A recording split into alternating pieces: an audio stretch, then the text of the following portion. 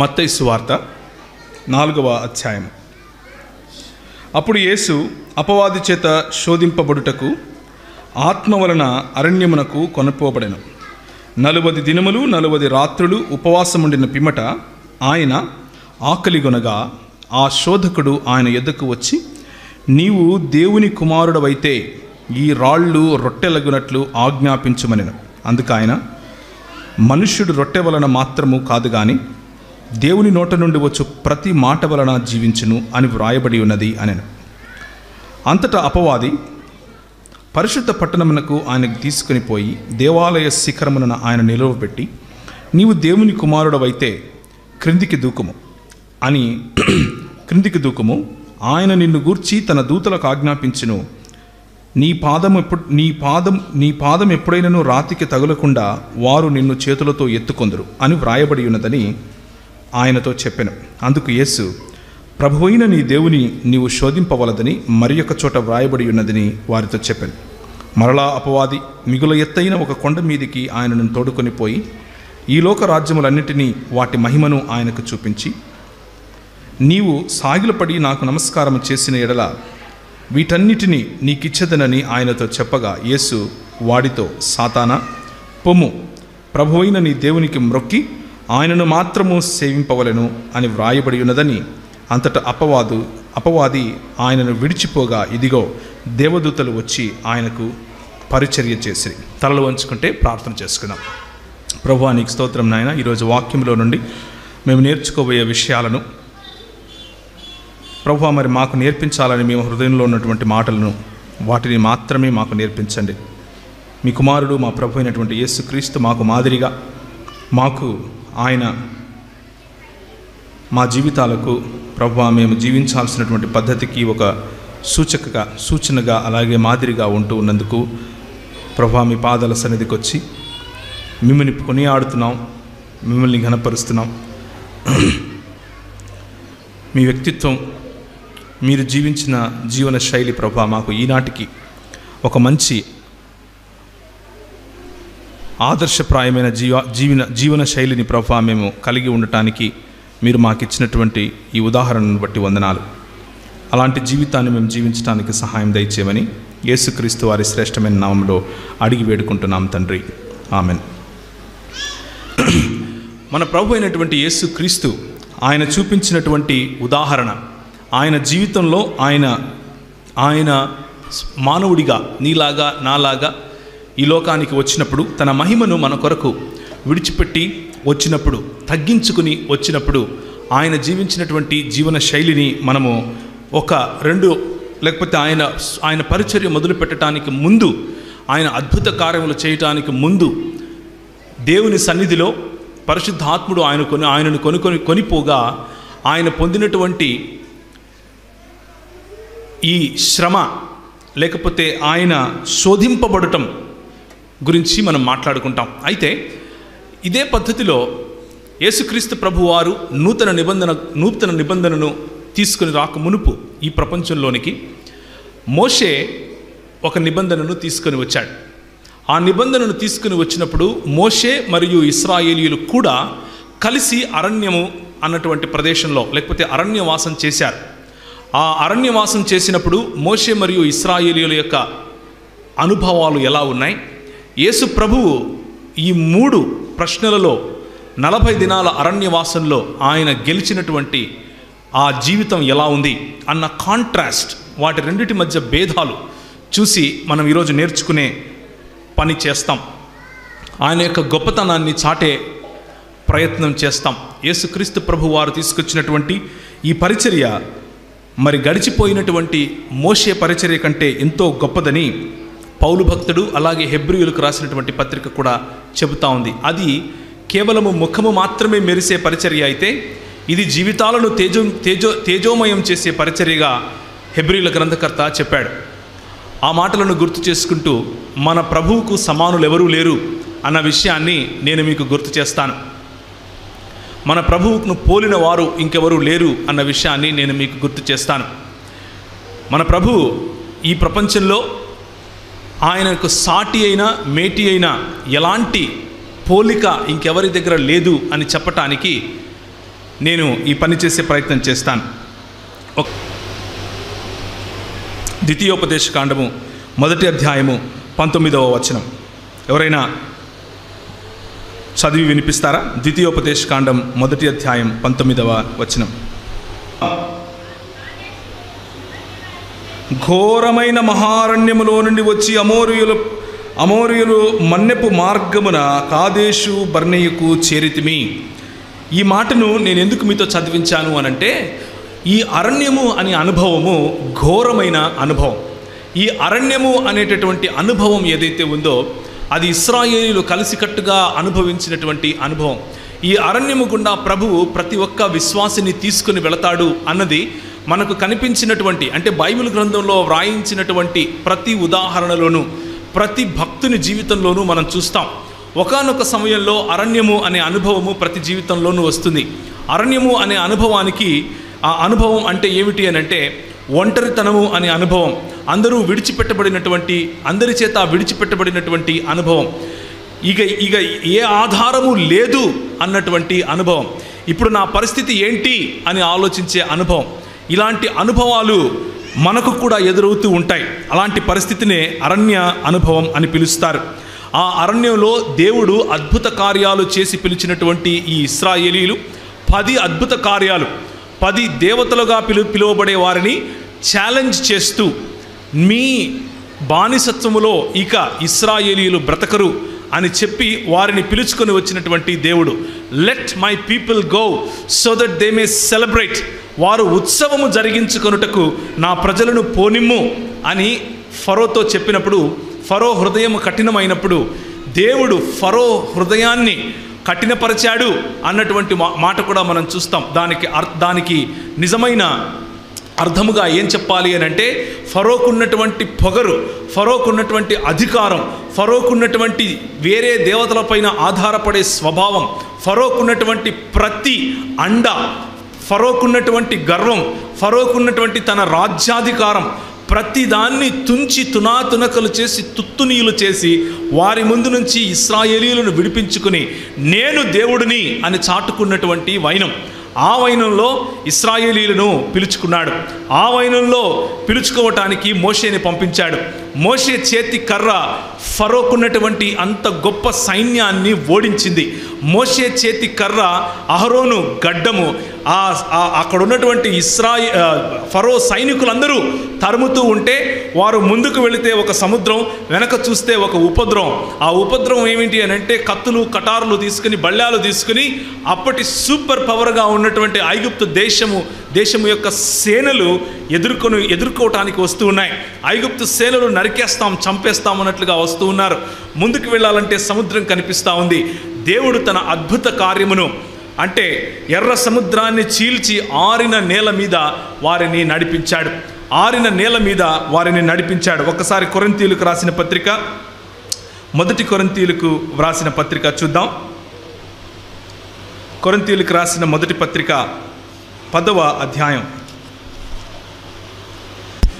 సహోదరులారా, ఈ సంగతి మీకు తెలియకుండుట నాకు ఇష్టము లేదు. అదేదనగా మన పితరులందరూ మేఘము క్రింద నుండిరి, వారందరూ సముద్రములో నడిచిపోయిరి, అందరూ మోషేను బట్టి మేఘములోను సముద్రములోను బాప్తీసము పొందిరి, అందరూ ఆత్మ సంబంధమైన ఒకే ఆహారమును భుజించితిరి, అందరూ ఆత్మ సంబంధమైన ఒకే పానీయమును పానము చేసితిరి, ఎలయనగా తమ్మును వెంబడించిన ఆత్మ సంబంధమైన బండలోనిది త్రాగిరి, ఆ బండ క్రీస్తే అన్నటువంటి మాట అపోస్తలుడు పౌలు మనకు గుర్తు చేస్తున్నాడు. ఏ బండ అయితే విడిపింపబడినటువంటి ఇశ్రాయేలీయుల దాహము తీర్చిందో, నిన్నటి సందేశాన్ని ఒకసారి మీరు గుర్తు తెచ్చుకుంటే, ప్రజలు దాహముగొని ఉన్నారు. దాహముగొని ఉన్న ప్రజలకు నీరు ఇవ్వటానికి సంఘముగా మనల్ని ప్రభు పిలిచాడు. సంఘము దేవుని శరీరమై ఉంది. ఈ సంఘం దేవుని శరీరమైనటువంటి ఈ సంఘానికి శిరస్సు క్రీస్తుగా ఉన్నాడు అన్న విషయాన్ని జ్ఞాపకం చేసుకుంటే, ఈ సాదృశ్యాన్ని ఆనాడే ఆయన పగటిలో మేఘస్తంభముగాను రాత్రిలో అగ్నిస్తంభముగాను వారికి నీళ్ళిచ్చే రాయిగాను ఈ ఇశ్రాయేలీయులను వెంబడిస్తూ వచ్చాడు. వెంబడిస్తూ వారి ఆకలిని తీర్చాడు, వారి దాహాన్ని తీర్చాడు. మోషే క్రింద అందరూ ఒకే మేఘము క్రింద బాప్తిస్మము పొందారు. మోషేతో పాటు అందరూ ఒకే సముద్రంలో బాప్తిస్మము పొందారు. పరిశుద్ధాత్మ దేవుని యొక్క ఆ నడిపింపును వారు చూశారు. ఆ పొందినటువంటి బాప్తిసము, ఆ పొందినటువంటి దేవుని యొక్క సన్నిధిని, ఆ అనుభవాన్ని మనకు గుర్తు చేస్తూ వస్తున్నాడు.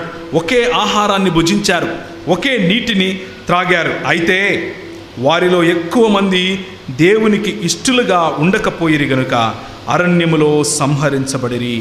వారు ఆశించిన ప్రకారము మనము చెడ్డవాటిని ఆశించకుండునట్లు ఈ సంగతులు మనకు దృష్టాంతముగా ఉన్నవి.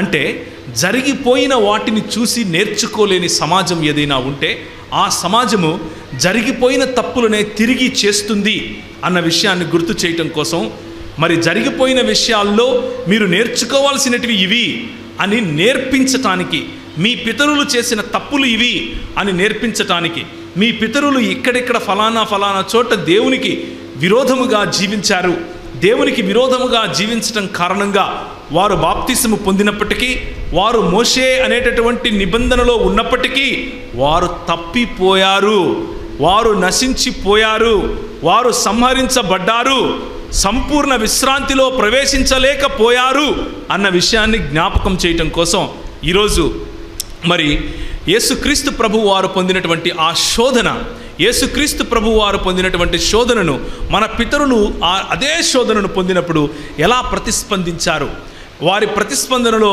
జయం కలిగిందా, వారికి జయం కలగలేదా అన్నటువంటి విషయాన్ని మనం ఈరోజు చూసే ప్రయత్నం చేస్తాం. తద్వారా మన ప్రభు అయిన యేసుక్రీస్తుకు ఉన్నటువంటి గొప్పతనం, మన ప్రభు అయిన యేసుక్రీస్తు ఆయన ఏ విధంగా ఈ లోకంలో ఉన్నటువంటి లోకాధికారిని గెలిచి మనకు మరణమా ముల్లెక్కడా అని ప్రశ్నించి మీరు జయించిన వారికంటే అధికులై ఉన్నారు అని మనల్ని అభిషేకించినటువంటి వైనాన్ని జ్ఞాపకం చేసుకుంటాం. మరి మొదటి కొరింథీయులకు రాసిన పత్రిక 10వ అధ్యాయము 9 నుంచి కనుక చదివితే, మనము ప్రభువును శోధింపక యుందుము, వారిలో కొందరు శోధించి సర్పముల వలన నశించిరి, మీరు సణుగకుడి, వారిలో కొందరు సణిగి సంహారకుని చేత నశించిరి, ఈ సంగతులు దృష్టాంతముగా వారికి సంభవించి యుగాంతమందున్న మనకు బుద్ధి కలుగుటకై వ్రాయబడెను అని ఉంది. These things are for us to learn. ఇవి మనకు బుద్ధి కలిగించటానికి వ్రాయించబడుతున్నాయి. మనకు ఇదంతా తెలుసుకున్న తర్వాత కూడా బుద్ధి కలగకుండా ఉంటే, మనం ఇంకా బుద్ధి తెచ్చుకోకుండా ఉంటే, మనము ఇలాంటి సువార్త, ఇలాంటి ఉజ్జీవ, ఇలాంటి సహవాస సభలు ఎన్నో చేస్తూనే ఉంటాం. కానీ బుద్ధి తెచ్చుకునే, జరిగిపోయినటువంటి చరిత్ర నుంచి నేర్చుకునే స్వభావం మనలో ఉండాలి. సంఘము ఇలాంటి కష్టకాలము గుండా వెళ్ళినప్పుడు, అరణ్యము అన్నటువంటి అనుభవం గుండా వెళ్ళినప్పుడు నేర్చుకోవలసినటువంటి విషయాలను నేర్చుకోవాలి. అగ్నిలో పుటము వేసి మేలిమి బంగారములాగా తీసినట్లుగా ప్రభువు మనము ఎంత శోధననైతే అనుభవించగలమో, ఎంత శోధననైతే మనము సహించగలమో అంతే శోధనను మన జీవితాలలో అలౌ చేస్తారు, అనుమతిస్తాడు. అనుమతించిన తరువాత ఆ పరీక్షలో మనం నెక్కగలిగితే, దేవుడు శోధించువాడు కాదు, కానీ దేవుడు పరీక్ష పెట్టువాడు. దేవుడు ఎన్నటికీ ఎవరిని శోధింపడు. శోధకుడు ఒకడే, శోధకుడు సాతాను. కానీ దేవుడు పరీక్షిస్తాడు. పరీక్షించినటువంటి దేవుడు ఆ పరీక్షలో నెగ్గిన వారికి, ఆయనకు తెలుసు ఆయన సర్వజ్ఞుడైన దేవుడు అయినప్పటికీ నీకున్నటువంటి నీ చాయిస్, నీకున్నటువంటి నీ స్వచిత్తమును ఆయన పరీక్షకు గురి చేస్తాడు. పరీక్షకు లోను చేసినప్పుడు, పరీక్షకు నిన్ను ముందుకు తీసుకొని వెళ్ళినప్పుడు నీలో పరిపక్వత వస్తుంది. మన దేశంలో ఎందుకు పరీక్షలు పెడతారు, 10వ తరగతి పరీక్ష ఎందుకు పెడతారు అని అంటే, పరీక్ష వ్రాసినప్పుడు సాతాను ఈ దేన్నైతే ఒక శోధనగా మన జీవితంలోకి తీసుకొస్తుందో దాన్నే, అదే శోధనను ఆయన ఒక పరీక్ష రూపంలో మన దగ్గరికి తీసుకొని వచ్చినప్పుడు, 10th క్లాస్ అబ్బాయి పరీక్ష రాసి పాస్ అయ్యి గర్వంగా బయటకు వచ్చి జూనియర్ కాలేజీకి ఎలా వెళ్తాడో, అలాగే మనం ఒక్కొక్క శోధనను జయిస్తూ, ఒక్కొక్క శోధనను మరి వెనక వేసుకుంటూ ముందుకెళ్తూ, ఒక కాలేబులాగా, ఒక యెఫున్నె కుమారుడైనటువంటి కాలేబులాగా, నూని కుమారుడైనటువంటి మన యెహోషువ లాగా మనము ఉత్తీర్ణులం అవుతాం. అలా ఉత్తీర్ణులవటం కోసం, అలా పాస్ అవ్వటం కోసం, పరిపక్వతలోనికి వెళ్ళటం కోసం మనం నేర్చుకోవలసినటువంటి విషయాలను నేర్చుకోవాలి. అలా నేర్చుకున్నప్పుడు మనకు మాదిరిగా ఉన్నటువంటి మన ప్రభువు గుర్తుకు వస్తాడు. మన ప్రభువు అన్ని విషయాలలో నీలాగా నాలాగా శోధింపబడినప్పటికీ ఆయన ఏ విధంగా జయం సాధించాడు అన్న విషయాన్ని మనం జ్ఞాపకం చేసుకోవాలి. హెబ్రీయులకు వ్రాసినటువంటి పత్రిక 4వ అధ్యాయము 14వ వచనం, ఆకాశ మండలము గుండా వెళ్ళిన దేవుని కుమారుడైన యేసు అను గొప్ప ప్రధాన యాజకుడు మనకు ఉన్నాడు గనుక మనము ఒప్పుకొనిన దానిని గట్టిగా చేపట్టుదము. మన ప్రధాన యాజకుడు అంటే ఈ యేసు అనేటటువంటి నరుడు, ఈ యేసు అనేటటువంటి దేవుడు, ఈ యేసు అన్నటువంటి నరుడు మరియు దేవుడు అయినటువంటి యూనిక్ పర్సన్, ఇలాంటి వాడు ఇంకొకడు లేడు అని చెప్పేటటువంటి ఈ వ్యక్తి ఏమంటున్నాడు అంటే, మన ప్రధాన యాజకుడు మన బలహీనతల యందు మనతో సహానుభవము లేనివాడు కాడు గాని సమస్త విషయములను మనను వలె శోధింపబడినను ఆయన పాపము లేనివాడుగా ఉండెను గనుక మనము కనికరింపబడి సమయోచితమైన సహాయము కొరకు కృప పొందునట్లు ధైర్యముతో కృపాసనము యొద్దకు వెళ్ళదము. ఇది మనకున్నటువంటి నిరీక్షణ, ఇది మనకున్నటువంటి నిశ్చయత. ఆనాడు మోషే చేసినటువంటి పరిచర్యలో ప్రజలు ఓడిపోయారు. ఆనాడు మోషే తీసుకొచ్చినటువంటి నిబంధనలో ప్రజలు నిలవలేకపోయారు, ఓడిపోయారు. కానీ నేడు నీ మధ్య ఉన్నటువంటి నిబంధన ఓటమికి గురైనటువంటి నిబంధన కాదు. నేడు నీ మధ్య ఉన్నటువంటి నిబంధన, నువ్వు ఏ నిబంధనలో అయితే దేవునితో కలిసి ఉన్నావో ఆ నిబంధనలో గెలుపు తథ్యం. ఆ నిబంధనలో గెలుపు తథ్యం ఎందుకు అనంటే, పోరాడేది నీవు కాదు, నీకు ప్రతిగా, నీకు నీ పక్షముగా, నీ బలహీనతలను ఎరిగినటువంటి, నీకు సమానముగా ప్రతి విషయములోనూ శోధన గుండా వెళ్ళినటువంటి మన రక్షకుడు, మన ప్రభువు అయినటువంటి యేసుక్రీస్తు అనేటటువంటి ప్రధాన యాజకుడు మనకు ఉన్నాడు. ఆయన ఒకేసారి కృపాసనము దగ్గరికి, ఒకేసారి జడ్జ్మెంట్ సీట్ దగ్గరికి, అంటే మనకు వచ్చే తీర్పు అనేటటువంటి సీట్ దగ్గరికి ఆయన చేరి తన రక్త ప్రోక్షణ ద్వారా నిన్ను నన్ను దేవునితో ఐక్యపరిచాడు. నీకు నాకు ఆ నిశ్చయతను దయచేశాడు.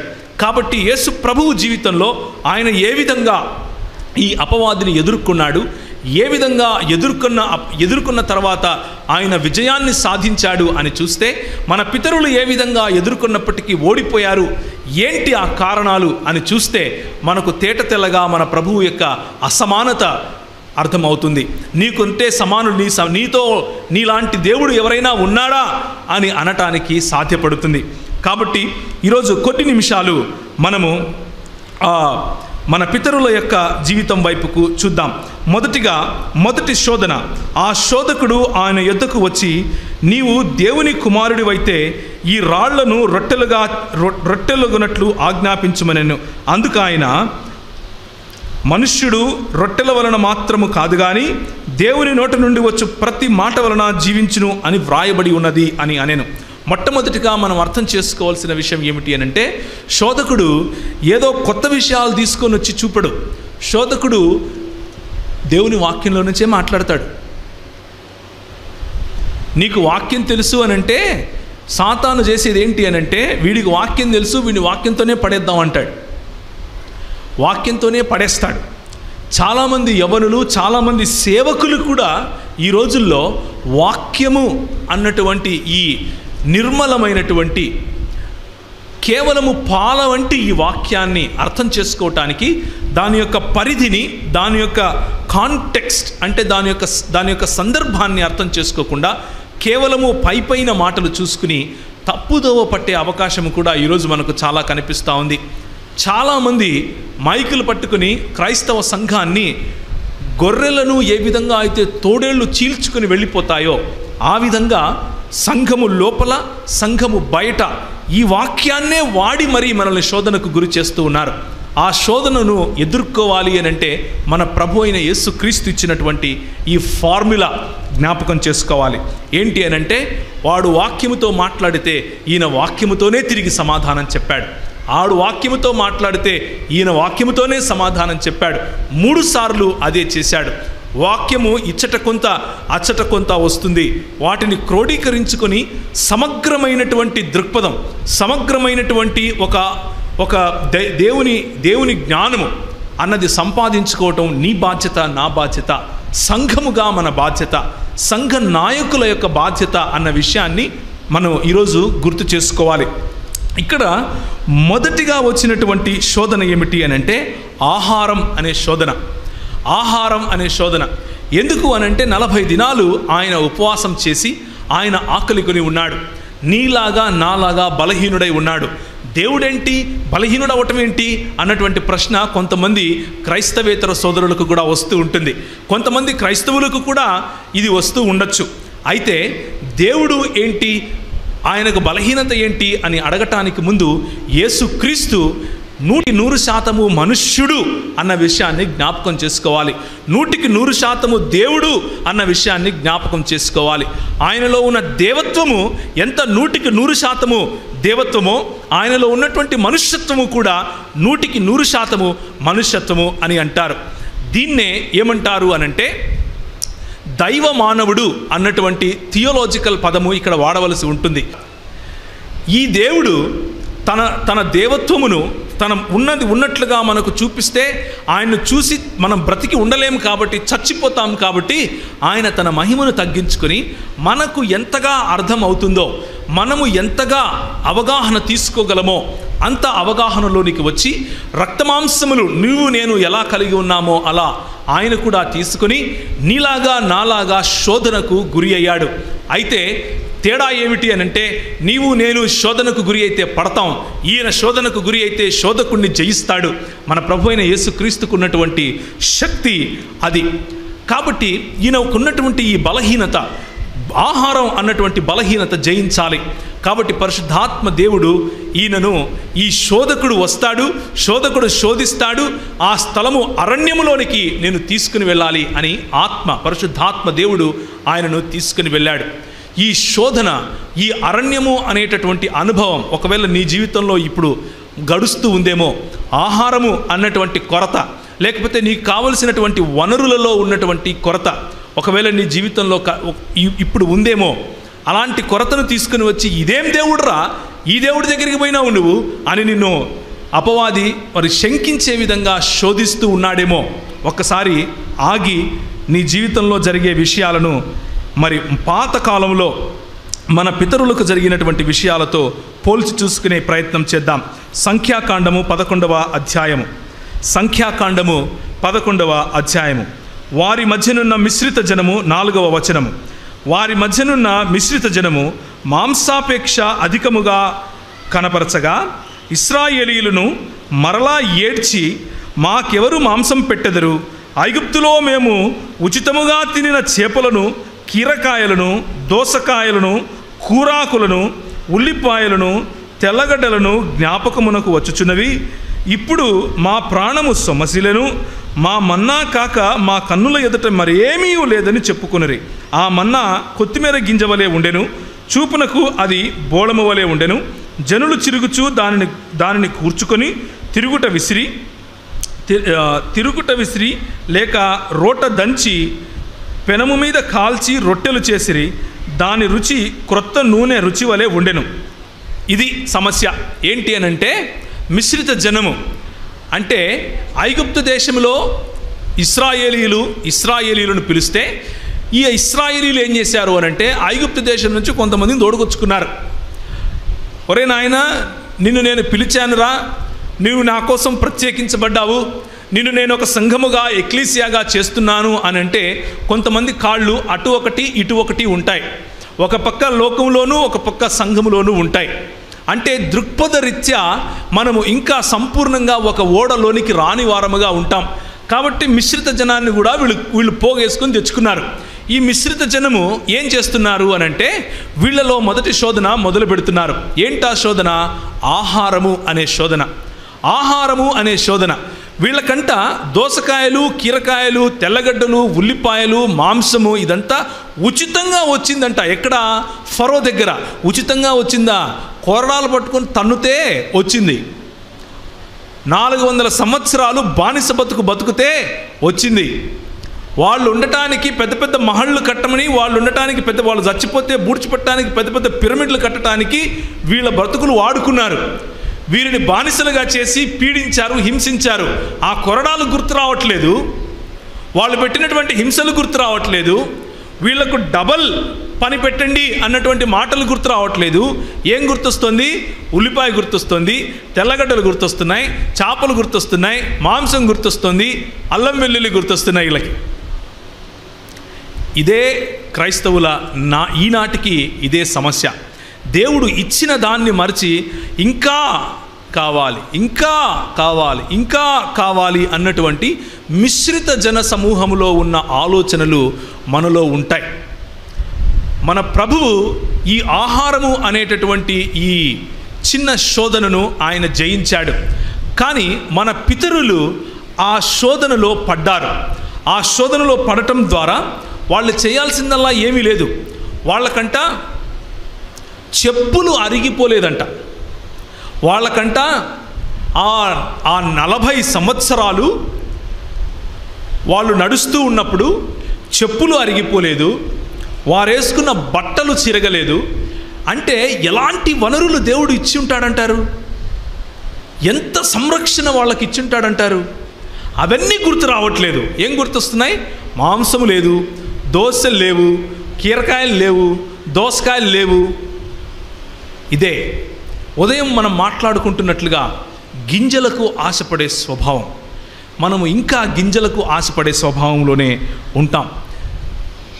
ఎలా అయిపోయినామంటే ఈ రోజుల్లో క్రైస్తవ సమాజము యేసు ప్రభువును నమ్ముకుంటే నాకు ఏదో వస్తుంది, నాకు ఏదో ఆయన ఇస్తాడు, ఆయన ఎంత ఇచ్చినా ఇంకా కావాలా, ఇంకా కావాలా అని ఆశీర్వాదములు ఇచ్చేవాడి కంటే కూడా ఆశీర్వాదాన్ని ఎక్కువగా కోరుకుంటాం.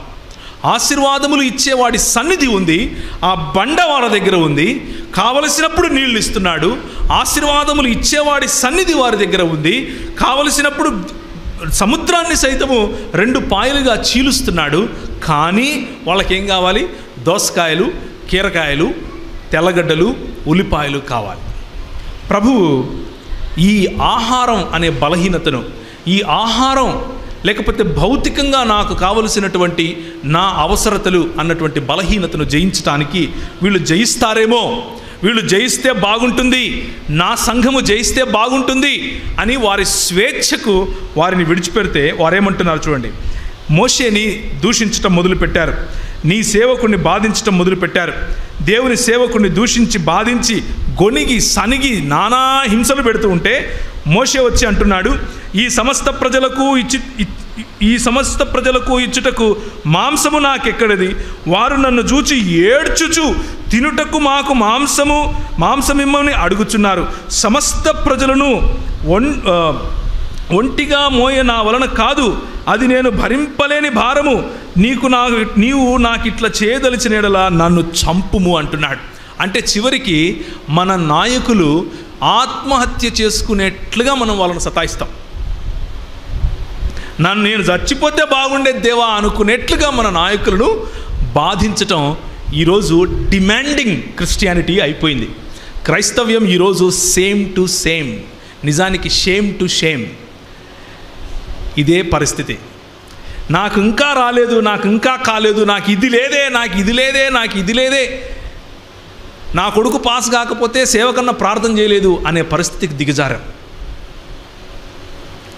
నా బిడ్డకు పెళ్లి కావట్లేదు అని అంటే పాస్టర్దే తప్పు అనే పరిస్థితికి దిగజారాం.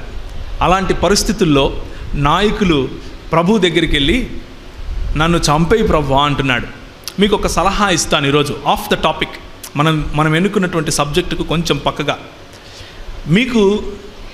మీకు వాక్యోపదేశం చేసి మీకు ముందున్నటువంటి నాయకులు ఉంటారు, వారిని జ్ఞాపకం చేసుకోవటం దేవుడిచ్చినటువంటి ఆజ్ఞ. హెబ్రీలకు రాసిన పత్రిక ఆఖరి అధ్యాయంలో. అలాగే ఇప్పుడు మీకు వాక్యోపదేశం చేస్తున్నటువంటి సేవకులు, ఇప్పుడు మీకు నాయకులుగా ఉంటున్నటువంటి సేవకులు, వారిని జ్ఞాపకం చేసుకోండి. మీరు అనుకుంటున్నట్లుగా వారు భోగభాగ్యాలను అనుసరించే లేకపోతే ఏదేదో అనుకుంటూ ఉంటారు. నిజానికి వారు ఒంటరి వారు. నిజానికి వారిపైన కొంచెం దయ చూపించండి. నిజానికి వారి దగ్గరికి వాళ్ళు 100 మందిలో ఉన్నప్పటికీ 1000 మందిలో ఉన్నప్పటికీ ఒంటరితనాన్ని అనుభవిస్తూ ఉంటారు. వారు చెప్పుకోలేని విషయాలు చాలా ఉంటాయి. వాళ్ళు చెప్పుకుందాము అని ఎవరైనా అనుకుంటే అయ్యో పాస్టర్ కూడా ఇంతేనా అని ఎక్కడ అనుకుంటారో అన్నటువంటి ద్వంద్వభావంలో వాళ్ళు ఉంటారు. ఒక ఆత్మన్యూనతా భావంలో ఎదుగుతూ ఉంటారు. ఒక్కొక్కసారి అందరి గురించి చెప్పట్లేదు, ఎక్కువ భాగం సేవకులు ఒంటరిగా ఉంటారు. ఎక్కువ భాగం సేవకులకు ఒక మనసు విప్పి మాట్లాడుకోవటానికి ఫ్రెండ్ దొరకడు. అందరూ విశ్వాసులే దొరుకుతారు. అయ్యా నా కోసం ప్రార్థన చేయి, నాకు ఇది కావాలా, అయ్యా నా కోసం ప్రార్థన చేయి ఇది. ఎందుకంటే ఎక్స్పెక్టేషన్స్ పెరిగిపోతాయి. ఆయన కూడా మనిషి అని మర్చిపోతారు. ఎక్స్పెక్టేషన్స్ ఎంత పెరిగిపోతాయి అని అంటే ఆయన నడిచేస్తే ఇంకా దేవుడే వచ్చాడు అన్నట్లుగా వీళ్ళు ఫీల్ అయిపోయి ఆయన మీద ప్రెషర్ పెట్టి ఆయన ఇంకా కృంగిపోయే విధంగా చేస్తూ ఉంటారు. నేను మీకు ఇచ్చే సలహా ఏంటి అని అంటే మీ సేవకుడిని అలా బాధ పెట్టకండి. మీ సేవకుడికి ఆయన ప్రార్థనలు మీకెంత అవసరమో మీ ప్రార్థనలు ఆయనకు అంతే అవసరం. ఆయన సహవాసం మీకెంత అవసరమో మీ సహవాసం ఆయనకు అంతే అవసరం. ఆయనకు తోడుగా నిలబడాల్సిన పని మీది. ఆయనను ప్రోత్సహించాల్సిన పని మీది. ఆయనను ఎంతసేపు డిమాండింగ్ క్రిస్టియానిటీలో ఉంటూ ఆయనను తొక్కి పట్టకుండా వీలైనంత వరకు స్నేహం చేసే ప్రయత్నం చేయండి. ఒకవేళ మీరు వయసులో చిన్నవారు కాబట్టి స్నేహం చేయలేరు అని అనుకుంటే మీరు ఎవరైతే సమాన వయస్కులు ఉన్నారో వారు స్నేహం చేసే ప్రయత్నం చేయండి. సేవకులు లేకపోతే లోపలే ఉన్నటువంటి ఆ అగ్ని, లోపలే ఉన్నటువంటి ఆ ప్రెషర్, లోపలే ఉన్నటువంటి ఆ ఒత్తిడి చివరకు దేవుని దగ్గరకు వచ్చి నేను చచ్చినా బాగుండు ప్రభువా అని అడిగే పరిస్థితికి వస్తుంది. దయచేసి జ్ఞాపకం చేసుకోండి. 1 నెల దినముల వరకు ఇది జరిగిన తర్వాత ప్రభువు ఈ మాట అంటున్నాడు. అప్పుడు యెహోవా మోషేతో ఇట్లనెను, ఇనులకు పెద్దలనియు అధిపతులనియు నీవెరిగిన ఇశ్రాయేలు పెద్దలలో నుండి 70 మంది మనుషులను నా యొద్దకు పోగు చేసి ప్రత్యక్ష గుడారమునకు వారిని తోడుకొని రమ్ము. అక్కడ వారు నీతో కూడా నిలిచి ఉండవలెను. నేను దిగి అక్కడ నీతో మాట్లాడేదను, మరియు నీ మీద వచ్చిన ఆత్మలో పాలు వారి మీద ఉంచెదను. ఈ జనుల భారము నీవు ఒంటరిగా మోయకుండునట్లు వారు దానిలో ఒక పాలు నీతో కూడా భరింపవలెను. నీవు జనులను చూచి ఇట్లనుము, మిమ్మును మీరు రేపటికి పరిశుద్ధపరచుకొనుడి. మీరు మాంసము తిందురు. యెహోవా వినునట్లు ఏడ్చి మాకు ఎవరు మాంసము పెట్టుదురు? ఐగుప్తులో మాకు బాగా జరిగిందే అని మీరు చెప్పుకున్నారు కదా. యెహోవా మీకు మాంసం ఇచ్చును, మీరు తింటారు. 1 దినం కాదు, 2 దినాలు కాదు, 5 దినాలు కాదు, 10 దినాలు కాదు, 20 దినాలు కూడా కాదు, 1 నెల దినములు. అనగా అది మీ నోట్లో పెడితే ముక్కులేకి వస్తుంది. ఏమంటాం చూడ అక్కడ, మీకు అసహ్యం పుడుతుంది. మీ నాసికా రంధ్రాల్లో నుండి వచ్చి మీకు అసహ్యము పుట్టినంత వరకు దానిని తిందురు. ఎలయనగా మీరు మీ మధ్యనున్న యెహోవాను నిర్లక్ష్యము చేసి ఆయన సన్నిధిని ఏడ్చి ఐగుప్తులో నుండి ఎందుకు వచ్చితిమి అని అనుకున్నారు. ఇది గొనుగుడు కార్యక్రమం, సనుగుడు కార్యక్రమం అంటారు కదా, దానికి వచ్చే పర్యవసానం. ఈ గొనుగుడు కార్యక్రమాలకు నాకు ఇది కావాలి, నాకు అది కావాలి, నాకు ఇది ఇయ్యలేదు, నాకు అది ఇయ్యలేదు, వా పక్కింటోనికి ఉందే నాకు లేదే, పక్కింటో వాడు కారు కొన్నాడు నా దగ్గర లేదే, వాడు ఇదే ఉంటుంది కొంతమందికి. ఏంటి, what are we trying to do? Compare చేసుకోవటం, పోల్చి చెప్పుకోవటం. తల్లిదండ్రులకు అదొక సంతోషం పిల్లలంటే, అది పర్వాలేదు. కానీ నీలో జరిగినటువంటి గొప్ప, నీకు ప్రభువు ఇచ్చినటువంటి ఆశీర్వాదం చెప్పడంలో ఇబ్బంది లేదు. కానీ అవతలి వాడికంటే నన్ను ఎక్కువగా ఆశీర్వదించాడు అని చెప్పుకోవటం, అవతలి వాడికంటే నేను గొప్ప అని చెప్పుకోవటం, అవతలి వ్యక్తి కంటే నేను మేలు అని చెప్పుకోవటం. తస్మాత్ జాగ్రత్త. ప్రభువు హెచ్చరిస్తున్నాడు. మీకు ఎంత ఆశీర్వాదం ఇస్తాను అని అంటే, మీరు ఆశీర్వాదం కావాలి, నాకు ఇది లేదు అంటున్నారు కదా. ఎంత ఇస్తానంటే నోట్లో పెట్టుకుంటే ముక్కులేకి వస్తుంది అంటున్నాడు. అది మన బ్రతుకు అవుతుంది. కానీ మన ప్రభువు ఇదే ఆహారం అనేటటువంటి శోధన మన ప్రభు దగ్గరికి ఎవరు తీసుకొచ్చారు? మత్తయి సువార్త 4వ అధ్యాయంలో మనం చదివాం. శోధకుడు వచ్చి, నీవు దేవుని కుమారుడు అయితే ఈ రాళ్లను రొట్టెలగునట్లు ఆజ్ఞాపించమని ఆహారము అనే శోధనను తీసుకొని వచ్చాడు. ఆయన బలహీనుడిగా ఉన్నప్పుడు ఆహారము అనే శోధనను తీసుకొచ్చాడు. వీళ్లకు బలహీనులుగా ఉన్నారా? చెప్పులు అరగలేదు, బట్టలు జిరగలేదు, వీళ్ళు విత్తక్కర్లేదు, కోయక్కర్లేదు, వండుకో అక్కర్లేదు. ఏం చేయాలి? అని నోరు తెరిచి పండుకుంటే పొద్దునికి మన్నా పడుతుంది. ఇది వీళ్ళ పరిస్థితి. వీళ్ళు ఏం చేశారంట? వీళ్ళు తినడం, తాగడం, ఆడుకోవడానికి లేయడం, ఇది వీళ్ళ పరిస్థితి. అంటే బాగా బలిసున్నారు అని అర్థం. అలాంటి సమయంలో వీళ్ళకి ఏం గుర్తొస్తుంది? కీరకాయలు, దోసకాయలు, ఉల్లిపాయలు, తెల్లగడ్డలు, మాంసము ఎంత ఇస్తానంటే నోట్లో పెట్టుకుంటే ముక్కులేకొస్తుంది అని ప్రభు చెప్తున్నాడు. కానీ మన ప్రభువు యొక్క ఉదాహరణ చూడండి. ఆయన బలహీనుడిగా ఉన్నాడు. 40 దినాలు ఆయన ఉపవాసంలో ఉన్నాడు. 40 దినాలు భోజన పానీయాలు లేకుండా మృగములతో ఉన్నాడు. మార్కు సువార్త ఒకసారి తీస్తారా? మార్కు సువార్త 1వ అధ్యాయము.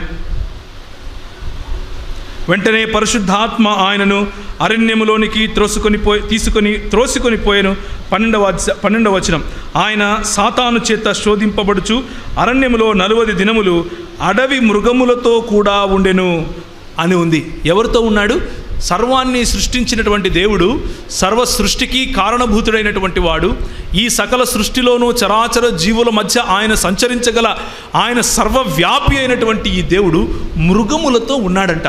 అంటే కుక్కలతో, అక్కడ ఉన్నటువంటి అరణ్య మృగాలు, వాటితో ఉన్నాడు. ఎందుకు ఆయన అది ఎన్నుకున్నాడు? ఎందుకు ఈ అరణ్యవాసం ఆయన చేశాడు? నీకోసం, నా కోసం. నీవు నేను శోధింపబడి గెలవలేము. ఆయన శోధింపబడి గెలుస్తాడు. ఆయన యొక్క గెలుపులో మనము గెలిచిన వారికంటే అధికులం అవుతాం అన్న ఒకే ఒక్క కారణం చేత ఆయన దీన్ని ఎన్నుకున్నాడు. భోజనం లేకపోతే ఆహారం అన్నటువంటి ఈ శోధనను ఆయన జయించాడు. ఎలా జయించాడు? తిరిగి దేవుని వాక్యముతోనే తిప్పికొట్టాడు. మనుష్యుడు రొట్టెల వలన మాత్రము కాదు కానీ దేవుని నోట నుండి వచ్చు ప్రతి మాట వలన జీవించును అని తిరిగి సవాలు విసురుతున్నాడు. నీకేం తెలుసు? నువ్వు వచ్చి నా దగ్గరికి వాక్యం మాట్లాడుతున్నావు. నేనెవరో తెలుసా? ఆది యందు ఏ వాక్యం ఉండెనో, ఆది యందు ఏ వాక్యము దేవుని యొద్ద ఉండెనో, ఆది యందు ఏ వాక్యము దేవుడై ఉండెనో, ఆ వాక్యాన్ని నేను నా దగ్గరకు వచ్చి నా మాటలో చెప్తున్నావా? పోరా అన్నాడు. ప్రభు యోబును ఇలా విసిరేసి సాతాను ముందు టచ్ చేసి చూడు అన్నాడు. యోబు కష్టంలో కూడా ప్రభువుకు నమ్మకంగా నిలబడ్డాడు.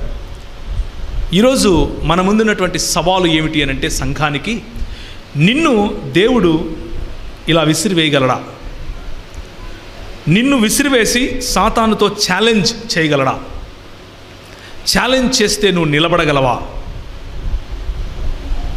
బహుశా నేను ఈరోజు ఉన్నటువంటి పరిస్థితిలో నేను ఇంకా రెడీ కాదేమో, కానీ మనము దేవుని సంఘము అనేటటువంటి మనము ఇప్పటికీ రెడీనే. అలా ఉండగలగాలి. ఎందుకు అనంటే, మనము ఇండివిజువల్గా వీక్ అవ్వచ్చు, వ్యక్తిగతంగా బలహీనులం అవ్వచ్చు, కానీ సామూహికంగా సంఘపరంగా మనము సమిష్టిగా ఉంటే మనము బలవంతులం. ఆ బలము సాతానుడు, ఆ బలము నుండి మనల్ని వేరు చేయలేడు. కాబట్టి 1 నెల దినముల వరకు, అనగా అది మీ నాసికారంధ్రములలో నుండి వచ్చి మీకు అసహ్యము పుట్టు వరకు దానిని తిందురు అని చెప్పాడు. అదే జరిగింది. ఆ తర్వాత మోషే వాళ్ళ మధ్య కొన్ని పూరేళ్లను పడేస్తాడు. ఆ పూరేళ్ళన్నీ రాలుతాయి, పూరేళ్ళను తింటారు. తిన్న తర్వాత ఆ అరక్క చచ్చిపోతారు. తిన్నది అరక్క చచ్చిపోతారు. చూడండి, వాక్యము ఎంత స్పష్టంగా మనకు చెబుతా ఉందో. ఆశీర్వాదము మాత్రమే నాకు కావాలి, ఆశీర్వాదం ఇచ్చేవాడి కంటే నాకు ఆశీర్వాదమే ప్రాముఖ్యం అని అనుకుంటే ఆ ఆశీర్వాదము మనల్ని చంపుతుంది. ఆ ఆశీర్వాదము మనల్ని చివరికి నిర్వీర్యులుగా చేస్తుంది. ఆ ప్రాంతానికి హిబ్రోత్ హత్తావా అని పేరు పెట్టారు. చూడండి 34వ వచనం. మాంసాపేక్ష గల వారిని జనులు అక్కడ పాతిపెట్టినందున ఆ స్థలమునకు హిబ్రోతు హత్తావా అను పేరు పెట్టబడిన.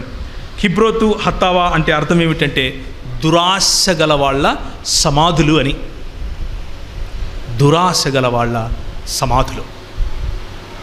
హిబ్రోత్ అనేటటువంటి ఈ అరణ్య అనుభవం, మన ప్రభువు అదే అనుభవం గుండా వెళ్ళాడు. నీకోసం, నా కోసం అదే అనుభవం గుండా వెళ్ళి మన పితరులు చచ్చినట్లుగా, మన పితరులు బలహీనతలో చచ్చిపోయినట్లుగా ఆయన అలా ఓడిపోకుండా మన కోసం గెలిచాడు. గెలిచి నూతన నిబంధనలోకి నిన్ను నన్ను ఆహ్వానిస్తున్నాడు. ఆనాడు మోషే దగ్గర మోషేతో వారు మేఘములో బాప్తిసం పొందారు, వారు నీటిలో బాప్తిసం పొందారు. ఆనాడు పరిశుద్ధాత్మ దేవుడు వారిని నడిపించాడు. నేడు మిమ్మల్ని పరిశుద్ధాత్మ దేవుడు స్వయంగా అగ్నిలోను బాప్తిసం ఇవ్వటానికి సిద్ధం. ఆయన బాప్తిసం ఇచ్చినప్పుడు ఆయన యొక్క సర్వాంగ కవచమును ధరించుకున్నప్పుడు, ఆయన యొక్క యుద్ధ సైనికుడిగా యుద్ధ సన్నద్ధుడివై జీవించే సమయంలో నువ్వు తప్పక విజయాన్ని సాధిస్తావు. ఒకరోజు నువ్వు ఓడిపోవచ్చు, 2 రోజులు నువ్వు ఓడిపోవచ్చు, నీలో బలహీనత పాపం వైపుకు నిన్ను లాగొచ్చు. కానీ నువ్వు నిలబడగలిగితే, కానీ నువ్వు ప్రభువైన యేసుక్రీస్తు తీసుకున్నటువంటి మార్గం వాక్యముతోనే జీవిస్తాను, వాక్యము అన్నటువంటి మాటల ఆ నియమాలను ఆధారంగా చేసుకుని నేను జీవిస్తాను అని నిర్ణయించుకుంటే గెలుపు నీదే. 2వ అరణ్య అనుభవం, నీవు దేవుని కుమారుడవైతే క్రిందికి దూకుము అని ఆయన నిన్ను గూర్చి తన దూతలకు ఆజ్ఞాపించి, నీ పాదం ఎప్పుడైనాను రాతికి తగలకుండా వారు నిన్ను చేతులతో పట్టుకుంటారు అని వ్రాయబడింది కదా అని ఆయనతో చెబుతున్నాడు. మొదటి శోధన ఆహారం, 2వ శోధన ఆధారం. ఇక్కడ వస్తున్నటువంటి శోధన ఏమిటి అని అంటే, నీకేంది ఆధారం? నీకు నిజంగా దేవుడే ఆధారం అయితే నిరూపించుకో. కీర్తనల గ్రంథంలో ఫలానా చోట ఇలా రాయబడింది కదా, అది నీ గురించే కదా రాయబడింది, అది మెస్సియానిక్ ప్రాఫెసీనే, అంటే క్రీస్తుకు సంబంధించినటువంటి ప్రవచనమే కదా, మరి దూకు, నిన్నొచ్చి దేవదూతలు పట్టుకుంటారు కదా అని ఏం చెప్తున్నాడు? శోధిస్తున్నాడు. ఎవరిని శోధిస్తున్నాడు? యేసుక్రీస్తు ప్రభువారిని శోధిస్తున్నాడు. హెబ్రీయులకు రాసినటువంటి పత్రిక 3వ అధ్యాయం.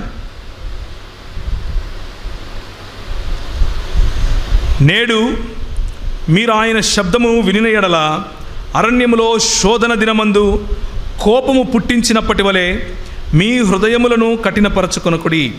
40 సంవత్సరములు నా కార్యములను చూచి మీ పితరులు నన్ను పరీక్షించి శోధించిరి. కావున నేను ఆ తరము వారి వలన విసిగి, వీరెప్పుడునూ తమ హృదయాలోచనలలో తప్పిపోవచ్చున్నారు, నా మార్గములను తెలుసుకొనలేరు. కనుక నేను కోపముతో ప్రమాణము చేసినట్లు వారు నా విశ్రాంతిలో ప్రవేశింపరని చెప్పితిని అంటూ మన పితరులు చేసినటువంటి తప్పు, మన పితరుల యొక్క ఈ తొట్టిల్లే స్వభావాన్ని మరి ఒకసారి మనకు హెబ్రీ గ్రంథకర్త గుర్తు చేస్తున్నాడు. మన ప్రభు అయినటువంటి యేసుక్రీస్తు ప్రభు వారికి ఏ విధంగా అయితే శోధన వచ్చిందో, ఆధారము అనే శోధన వచ్చిందో, అదే శోధన ఎవరు నీకు ఆధారం అన్నటువంటి శోధన మన పితరులకు కూడా వచ్చింది. అయితే వారు తిరిగి యెహోవాను శోధించటం లాగా కనిపిస్తున్నాం. ఇదో కింద ఉంటుంది చూడండి. అయితే అతనితో కూడా పోయిన ఆ మనుషులు, ఆ జనులు మనకంటే బలవంతులు, మనము వారి మీదికి పోజాలము, మరియు వారు తాము సంచరించి చూచిన దేశమును గూర్చి ఇశ్రాయేలుతో చెడ్డ సమాచారము చెప్పి, మేము సంచరించి చూచిన దేశము తన నివాసులను భక్షించు దేశము, దానిలో మాకు కనబడిన జనులందరూ ఉన్నత దేహులు, అక్కడ నెఫీలీయుల సంబంధులైన అనాకు వంశపు నెఫీలీయులను చూచితిమి, మా దృష్టికి మేము మిడతల వలె ఉంటిమి, వారి దృష్టికిని అట్లే ఉంటిమి అనిరి. ముందు ప్రాబ్లం ఏమిటంటే, ఈ ఓడిపోయే లేకపోతే ఇలాంటి ఆహారము, ఆధారము మరియు ఆరాధన అన్నటువంటి శోధనలలో పడిపోయే వారి వైఖరి, వారి దృక్పథం ఎలా ఉంటుంది అని అంటే, వారి కళ్ళకు వాళ్ళు మిడతల్లాగా కనిపిస్తారు. ఆత్మన్యూనతా భావం, మనలో ఉన్నటువంటి యేసుక్రీస్తు శక్తిని గ్రహించుకోలేనటువంటి పరిస్థితి, మన దేవుడు ఎవరై ఉన్నారు అన్నటువంటి ఆ సత్యాన్ని గ్రహించలేని పరిస్థితి. దేవుని ఎరిగిన వారు బలము కలిగి గొప్ప కార్యాలు చేస్తారు అని దానియేలు గ్రంథంలో రాసిన మాటను ఒకసారి జ్ఞాపకం చేసుకుంటే, తన దేవుడిని ఎరిగిన వారు ఇలాంటి పరిపక్వతలోకి వెళ్ళటానికి సవాళ్లను ఎదుర్కొంటారు. సవాళ్లను తీసుకుని దాంట్లో ఒక పాజిటివ్, దాంట్లో ఒక సకారాత్మకమైనటువంటి వైఖరిని కలిగి ఉంటారు. వీడు పెద్దగా ఉన్నాడా, వీడిని కొట్టి తీరాలి అని ఆలోచిస్తారు. ఈ శోధన నేను జయించలేనిదా, జయించి తీరతాను అని నిర్ణయించుకుంటారు. ఇది యెఫున్నె కుమారుడైనటువంటి కాలేబు చెప్పినటువంటి మాట. అదే తర్వాత నూను కుమారుడైనటువంటి యెహోషువ కూడా ఇదే మాట చెబుతాడు. యెహోషువ గ్రంథంలో ఇదే కాలేబుకు దేవుడిచ్చే ఒక కితాబు, దేవుడిచ్చే ఒక అవార్డు ఏంటో తెలుసా? యెఫున్నె కుమారుడైనటువంటి కాలేబు నా ముందు నిండు మనస్సుతో నన్ను అనుసరించాడు, యథార్థ హృదయంతో నన్ను అనుసరించాడు. కాబట్టి ఈయనకు బేరము కలిగినటువంటి క్రైస్తవ జీవితాలలో ఉండే వైఖరి, చిన్న చిన్న గింజలకు, కీరకాయలకు, దోసకాయలకు పడిపోకుండా, దేవుణ్ణి శంకించి దేవుణ్ణి శోధించే మార్గంలోనికి వెళ్లకుండా, నిజమైన ఆరాధన నా జీవన శైలి, నిజమైన ఆరాధన నేను జీవించే నా జీవితం, కేవలము ఆదివారం వచ్చి పాడే పాటలు కాదు, కేవలము ఒకరోజు వచ్చి ప్రజలకు ప్రైజ్ ద లార్డ్ చెప్పటం కాదు, నా జీవితమే నీకు ఆరాధనగా సమర్పిస్తాను, నా వైఖరి ఆరాధన వైఖరితో నేను జీవిస్తాను అని నిశ్చయించుకునే క్రైస్తవులకు ఉజ్జీవం తప్పకుండా ఉంటుంది. మంట ఆరని మంటలాగా ఉంటుంది. మీరు కాలు పెట్టిన చోట సుభిక్షంగా ఉంటారు. మీరు పట్టిన నేల బంగారం అవుతుంది. మీరు కోరుకున్న ఆత్మీయ వరములు ప్రభు మీకు ఇస్తాడు. ఇది తథ్యం. ఇలా జరిగి తీరుతుంది. కావలసిందేమిటి అనంటే భౌతిక వనరులపైన మీకున్న దృష్టిని మరల్చి దేవుని వైపు ఉంచాలి. నా ఆధారం ఎవరు అన్నటువంటి శంక, అన్నటువంటి శోధనను జయించి యేసు ప్రభువును ఆధారంగా చేసుకోవాలి. నా ఆరాధన, నా జీవన శైలి, అది దేవునికి నేను సమర్పిస్తున్నాను అన్న నిబద్ధత కలిగినటువంటి జీవితం, సమర్పణ కలిగినటువంటి జీవితం మనం సమర్పించుకోగలిగితే సంఘము బాగుపడుతుంది. ఇంత గొప్ప ప్రభువు మనకున్నాడు, ఇంత గొప్ప దేవుడు మనకున్నాడు. ఈయనకు సమానులు ఇంకెవరూ లేరు. ఒకసారి మ్యూజిషియన్స్ వస్తే ఈ చిన్న పాట, చిన్న కోరస్, సమానులు ఎవరు ప్రభు అనే పాట మనం పాడుకొని ముగించుకుందాం. ప్రియమైన దేవుని సంఘమా, మీకు ఈ పాట వస్తే మన ప్రభు అయినటువంటి యేసు క్రీస్తును ఘనపరచటానికి, ఆయనను స్తుతించటానికి సమానులు ఎవరు ప్రభు అన్నటువంటి ఈ పాటను పాడి ప్రభువును స్తుతిద్దాం. ఎందుకు అనంటే, నువ్వు నేను ఓడిపోయే పరిస్థితిలో ఉన్నప్పుడు ఆయన నీలాగా నాలాగా సమస్తమైనటువంటి శోధన గుండా వెళ్ళినప్పటికీ, మనలాగా బలహీనతలలోకి వెళ్ళినప్పటికీ ఆయన పాపము చేయలేదు. కానీ సమస్త విషయములలో మనవలే శోధింపబడినను ఆయనను పాపము లేనివాడిగా ఉండెను అని దేవుని వాక్యం చెబుతా ఉంది. కనుక మన ప్రభువు యొక్క ఘనత, ఆయనకు సమానులు ఎవరూ లేరు అన్నటువంటి ఈ పాటను పాడుకుంటూ ముగించుకుందాం.